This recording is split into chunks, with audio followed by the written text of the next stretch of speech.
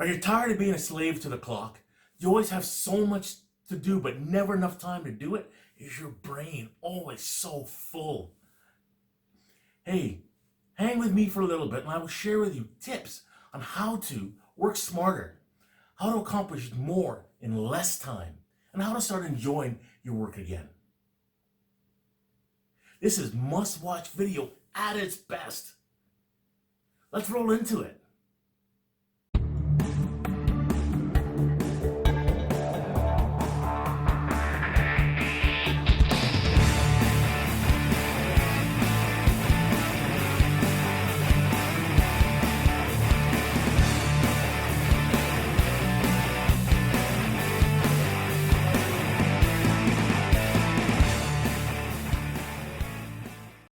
Hello everyone.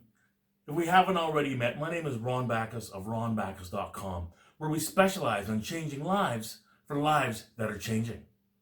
Before I jump into today's valuable content, let me just say, if learning how to change your life is of value to you, is a priority to you, please subscribe to my channel and tag the icon notification button so that you can be notified when I upload new and valuable content.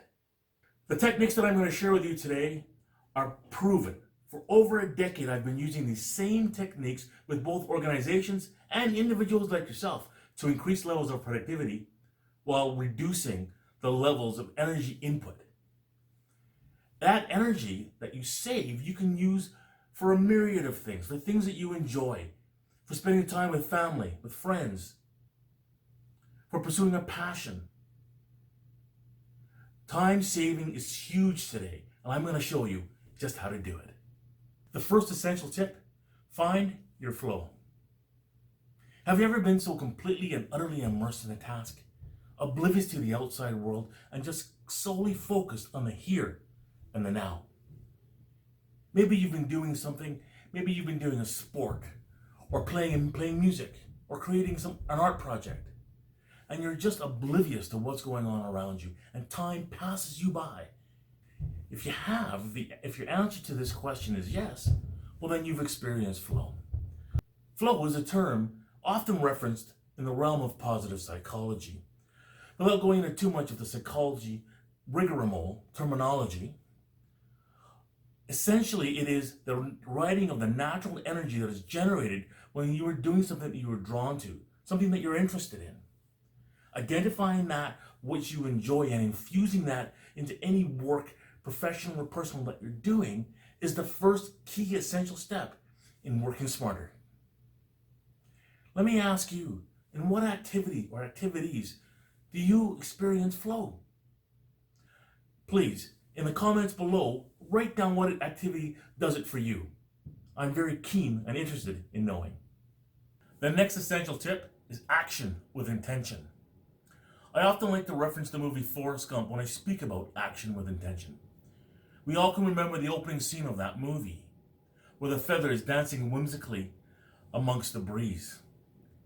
I'm reminded of that imagery because action with intention is the complete opposite of it. Exactly how it sounds. Action with intention means making deliberate, conscious decisions toward an outcome that you so desire. Essentially, identify what you want to achieve, what goal, what outcome is important to you. Think about the steps, the actions that you will take in order to reach your goal.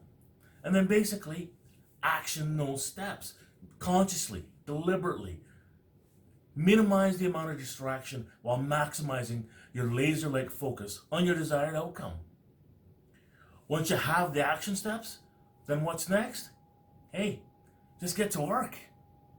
Tip number 3, leverage your existing strengths and talents. I'm a firm believer in asset-based thinking. What is that? Simply, it's taking an inventory of what you already come with, reflecting upon your life lessons, your skills, your interests, and your talents.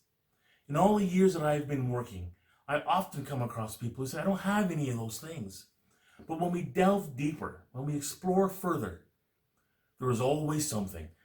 And in fact, there's more than something. There typically is an abundance. Leverage these areas and you're already ahead. You're ahead of your peers, your colleagues, and you're that much closer to realizing any of your goals. Leverage these areas and your productivity will go through the roof. I guarantee it. Focus on incorporating your existing skills and talents into your everyday life. Find congruence with what you do on a day-to-day basis and with your talents. Remember, everyone can't do something. No one can do everything. Tip number 4, positive self-messaging. Now this is a crucial tip. Please pay close attention.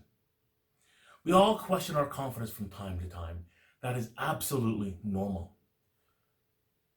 But we all have to know deep down in our core of core that we all hold value, worth, that we all matter.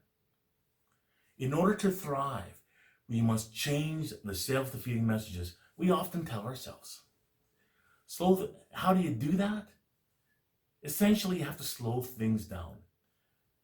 Most often, we hear those negative messages when the rate of information coming at us overwhelms us. So in order to combat that, we need to slow things down. Slow the rate at which information is coming at you. Slow your thinking down. Slow your breathing down. Slow it all down. Sit down with a piece of paper and a pen. Write down everything that you're proud of. The challenge that you have overcome. The successes that you've been able to achieve. The obstacles that you've been able to navigate. Anything that you're proud of, document. That's really important stuff. It's very rich information. Once you have that, and you find yourselves in a position where the rate of information coming at you simply is too overwhelming, stop. Pull out the notebook. Read what you've written down. Remind yourself that you are capable, that you have the capacity to move forward and the capacity to overcome any challenge that you may experience. Just a quick reminder, guys, if you're finding value in this video and in the content, please subscribe to my channel and hit the bell notification so that you can be notified when I upload new and valuable content. Hey, tip number 5. Organize your day. I wish I was able to say, hey, listen, it doesn't matter. You can be the feather in the breeze and you can make things happen. But that simply is not the case. The only way that you can increase your level of productivity on a day-to-day basis is organize your day. We all have 24 hours in any given day. We need to organize our time in order to optimize our time. Make each minute count. Organize your day. The next tip, make the time. It seems like there's simply not enough time to do everything that you want to do. If something is a priority to you, though, you have to make time for it. And I'm sure, to be absolutely honest, you do this already, perhaps without even knowing it. I know that some days I have a full day and I can't fit in another thing. But then my daughter will call me and say, hey, Dad, I have basketball practice. Can you come pick me up at this time, or can you take me to basketball practice and then drive me home? What do? What do I do? I make it happen. It's important. I make it happen. I do it without even thinking.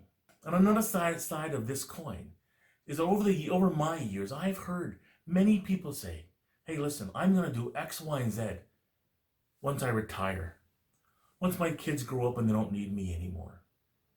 Once, I accrue X amount of dollars in the bank. And unfortunately and sadly, those same people don't always have an opportunity to do whatever it is they had hoped or dreamed to.